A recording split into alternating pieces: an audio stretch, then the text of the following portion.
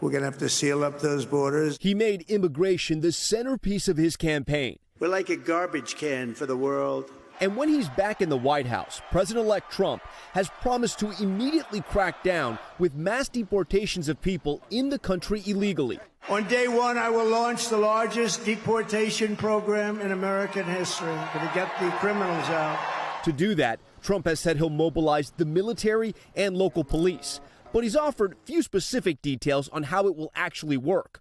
With 11 million undocumented people living in the U.S., the process would be expensive and complicated.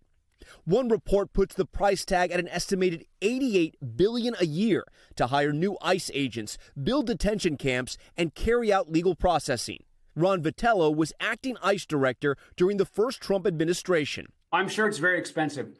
It is something that's worth doing to preserve the rule of law, to order what's going on, the chaos at the southwest border, and to preserve an immigration system that has integrity in the United States. You have to set rules and you have to enforce those rules. Trump says mass deportations are justified by a 2 centuries-old law.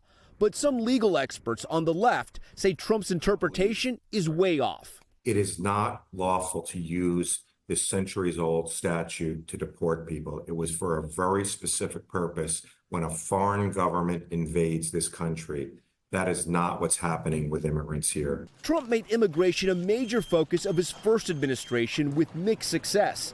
He built part of a wall on the U.S. border with Mexico and separated families who crossed illegally. Now, in places like North Carolina, this family lives in fear they could be separated. Jenny's husband, Isabella, and Mackenzie's dad is undocumented. I was afraid that one day they would come home and he wouldn't be here.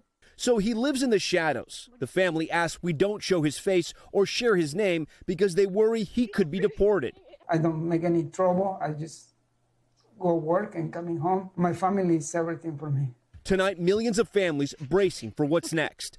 Tom Llamas, NBC News.